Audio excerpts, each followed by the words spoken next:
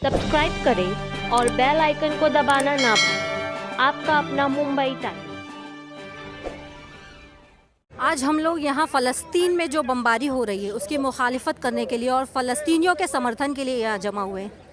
आप यकीन करें, मैं एक माँ हूँ, मेरे भी 2 बच्चे हैं। मेरे बच्चों को अगर खरोच भी आए ना तो बहुत तकलीफ़ होती है। और यहाँ हम देख रहे हैं, सोशल मीडिया अब तो एक्टिव हो गया है ना, तो हम देख रहे हैं बच्चों के बदन के छींतड़े उड़ते हुए, माएँ रोती हुई बिलखती माँओं को देख रहे हैं और हमारा दिल बेतहाशा रो रहा है कि हम उनके लिए कुछ नहीं कर रहे हैं। हम यहाँ से आवाज़ देना चाहते हैं सारे अरब ममालिक को, सारे उन मुल्कों को जो अपने आप को तरक्की याफ्ता कहते हैं और जो कहते हैं, जिन्होंने यूएनओ बनाया था कि ऐसा कुछ दूसरी आलमी जंग के बाद नहीं होगा, लेकिन क्या हो रहा है, किसी की कुछ नहीं चल रही। लेकिन रब ताला की ताकत बहुत बड़ी है, तो चूँकि फ़लस्तीनी भी वहाँ से दुआ कर रहे हैं और हमसे भी जो भी हो रहा है अमल के ज़रिए, एक्ट के ज़रिए हम हर तरह से कर रहे हैं। और यहाँ पर एक इज्तिमाई दुआ का इंतज़ाम किया गया है। अल्लाह किसी की तो सुनेगा। इन मासूम बच्चों को जो अपनी माँओं के साथ आए हैं फ़लस्तीन के समर्थन में, अल्लाह शायद उनकी ही सुन ले, हमारी ना सुने, उन मासूमों की ही सुन ले। कि हम यहाँ इसलिए नहीं जमा हुए हैं कि फ़लस्तीन एक मुस्लिम मुल्क है और हम मुसलमान हैं। आप यकीन कीजिए, कहीं भी इस तरह का जुल्म होता है किसी भी कंट्री पे, वो गैर इस्लामी ही क्यों ना रहे, हमें आवाज़ दो, हम इंशाल्लाह वहाँ पर भी मौजूद रहेंगे। और अल्लाह से दुआ है कि ऐसे किसी कंट्री पे दोबारा से ऐसी आफत आए भी ना। ये कि टेररिस्ट किसको बोलते हैं?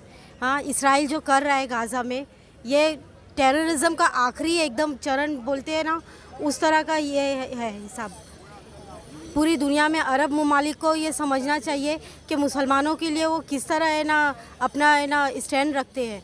हमारे लिए हम यहाँ से कुछ नहीं कर सकते, बस अल्लाह से दुआ कर सकते हैं कि या अल्लाह पाक हमारी दुआओं को है ना तू फ़िलिस्तीन के लोगों के लिए कबूल कर। बस हम यही कर सकते हैं और यहाँ पे खड़े रहकर एहतजाज कर सकते हैं।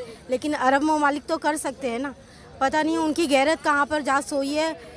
उनको होना चाहिए, खड़ा होना चाहिए फ़िलिस्तीन के लिए, मस्जिद अक्सा के लिए।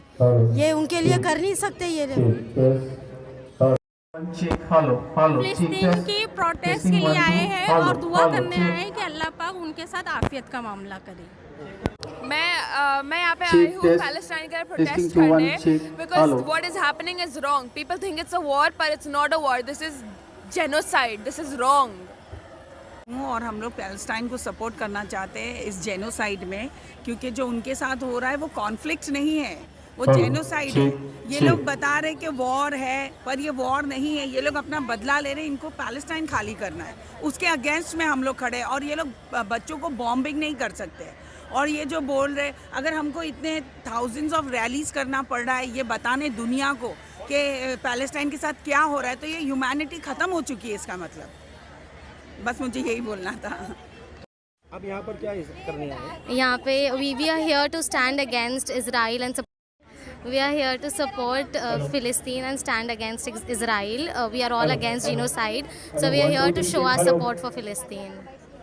I am in physiotherapy and we are all against, our new generation is also against Philistine, against Israel, and we support Philistine because this is all against humanity.